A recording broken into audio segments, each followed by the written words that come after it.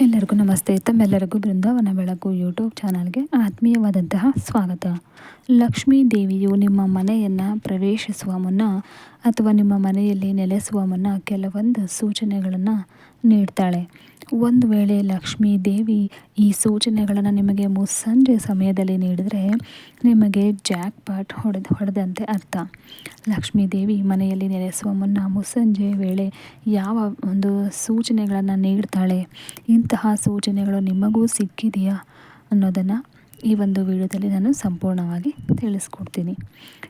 ಯಾವ ಮನೆಯಲ್ಲಿ ಮಹಾಲಕ್ಷ್ಮಿಯ ಆಶೀರ್ವಾದ ಹೊಂದಿರುತ್ತದೆಯೋ ಆ ಮನೆಯಲ್ಲಿ ಎಂದಿಗೂ ಸಂಪತ್ತು, ಸಮೃದ್ಧಿ, ಸಂತೋಷ ತುಂಬಿಕೊಂಡಿರುತ್ತೆ.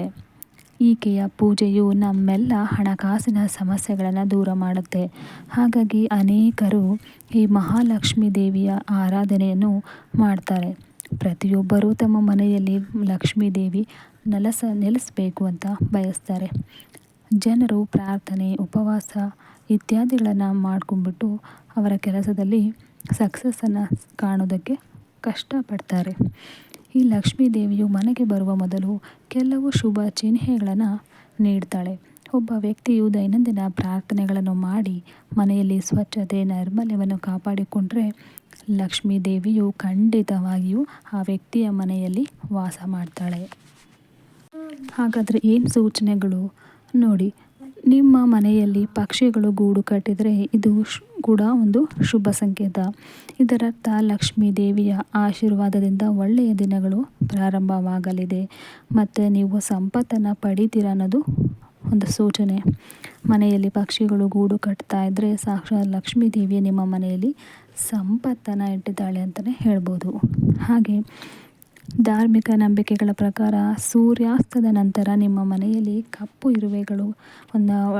ಇರುವೆಗಳ ಗುಂಪನ್ನು ನೀವು ನೋಡಿದರೆ ಮಹಾದೇವಿಯು ನಿಮ್ಮ ಮನೆಯನ್ನು ಆಗಮಿಸ್ತಾಳೆ. ಮುಸ್ಸಂಜೆ ಸಮಯದಲ್ಲಿ ಕಪ್ಪು ಇರುವೆಗಳು ನಿಮ್ಮ ಮನೆಯನ್ನು ಪ್ರವೇಶಿಸ್ತಾ ಇದ್ದರೆ ಅವುಗಳಿಗೆ ತಿನ್ನಲು ಹಿಟ್ಟು ಅಥವಾ ಸಕ್ಕರೆಯನ್ನು ನೀವು ನೀಡಬೇಕು. ಹಾಗೆ ಮಾಡೋದ್ರಿಂದ ಲಕ್ಷ್ಮೀ ದೇವಿಯನ್ನು ನೀವು ಬೇಗನೆ ಒಂದು ಸಮಾಧಾನ ಪಡಿಸ್ಕೋಬೋದು, ಅವಳ ಆಶೀರ್ವಾದಕ್ಕೆ ಪಾತ್ರರಾಗಬಹುದು.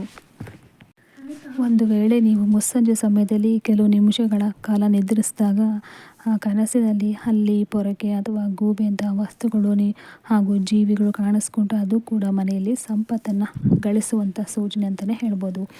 ಇಂತಹ ಕನಸನ್ನು ನೋಡೋದು ತುಂಬ ಶುಭ ಅಂತಲೇ ಹೇಳಿದ್ದಾರೆ. ಮುಸ್ಸಂಜೆ ಸಮಯದಲ್ಲಿ ಈ ಘಟನೆಗಳು ನಡೆದರೆ ಅರ್ಥಾತ್ ಸಾಕ್ಷಾತ್ ಲಕ್ಷ್ಮೀ ದೇವಿಯೇ ನಿಮ್ಮ ಮನೆಯಲ್ಲಿ ನೆಲೆಸ್ತಾಳೆ ಮತ್ತು ಆಕೆಯು ನಿಮಗೆ ಧನ, ಸಂಪತ್ತು, ಸಮೃದ್ಧಿಯನ್ನು ಅನುಗ್ರಹಿಸ್ತಾಳೆ.